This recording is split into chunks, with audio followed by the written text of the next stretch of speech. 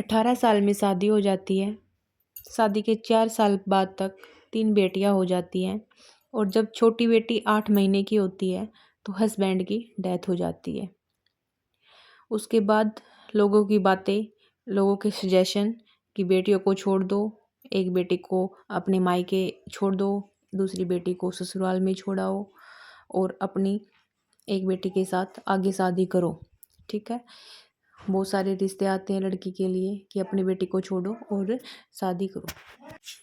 लेकिन वो लड़की डिसीजन लेती है कि नहीं, मैं ऐसे अपनी बेटियों को अपने से दूर नहीं होने दूंगी, क्योंकि इन फ्यूचर ये जरूर थोड़ी ना पता है कि आपकी जो अब दोबारा आप शादी करोगे कि वो हस्बैंड आपका अच्छा मिलेगा या फिर उसके साथ आपकी लाइफ अच्छी होगी।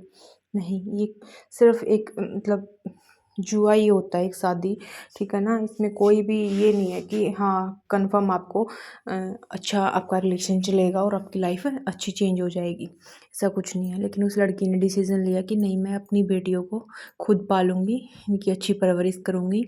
ठीक है, तो और फिर उसने अपने जैसे भी कुछ भी थोड़ी बहुत एजुकेटेड हो गई, उसने कहीं से स्कूल में पढ़ाना, थोड़े थोड़े रुपए लेकर पढ़ाना स्टार्ट किया। फिर उसके बाद उसने सिलाई वगैरह का, उस टाइम पे सिलाई वगैरह ज़्यादा करती थी लड़कियाँ, आज भी करती हैं। एक वो अच्छा रिसोर्स होता है जो एजुकेशन में अच्छा ना हो, तो उसने वो चीज़ सीखी और सिलाई की, उससे पैसे अर्न किए। उसके बाद फिर उसने कोई पार्लर का कोर्स किया, ऐसे घर घर जाकर, मतलब कोई किसी को ब्राइडल को 5-6 हज़ार रुपये में रेडी कर रहा है, वो 2 हज़ार रुपये में रेडी कर रही है। उसने ऐसे करके थोड़ा थोड़ा अपना कमाना स्टार्ट किया और अपनी बेटियों की अच्छी परवरिश की। ठीक है, अब अच्छी खासी उसकी बड़ी बेटी है जो उसने उसको मेहनत की, उस बेटी ने भी। जब ऐसी सिचुएशन से बच्चे गुजरते हैं ना, तो वो अपने आप ही कम एज में मैच्योर हो जाते हैं। ठीक है ना, और वो मतलब ऐसे उनका माइंड सेट हो जाता है और वो थोड़ा अच्छे से जल्दी अर्न करने की तरफ भागते हैं। फिर उसकी बेटी को उसने बाहर भेजा, पैसे इकट्ठे करके कहीं से भी, और मतलब आज उसकी तीनों बेटियां अच्छी हैं और वो भी खुश है अपनी लाइफ में कि हाँ, मैंने अपनी बेटियों की अच्छी परवरिश की और एक माँ और बाप दोनों की जिम्मेवारी निभाई।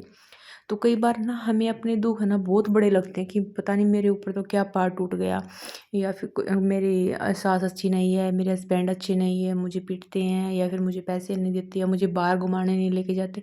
हम ऐसी छोटी छोटी बातों पे बैठे रहते हैं उनको ले हुए। और फिर मान लियो आपकी सिचुएशन बहुत भी ज़्यादा भी ख़राब है कि हाँ, हद हद से ज़्यादा ख़राब है और आप सिचुएशन से बाहर निकलोगे कैसे?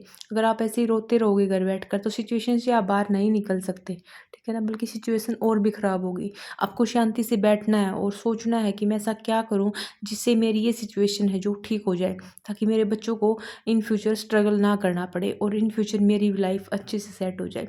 तो दूसरों के दुखों को देखो और फिर अपने दुख आपको अपने आप हल्के लगने लग जाएंगे और फिर आप कॉन्फिडेंस फील करोगे कि हाँ, मैं भी कर सकती हूँ। अगर इस टाइप की लड़कियां हैं, इनके साथ ऐसा ऐसा वो कर सकती, तो मैं क्यों नहीं कर सकती। ठीक है।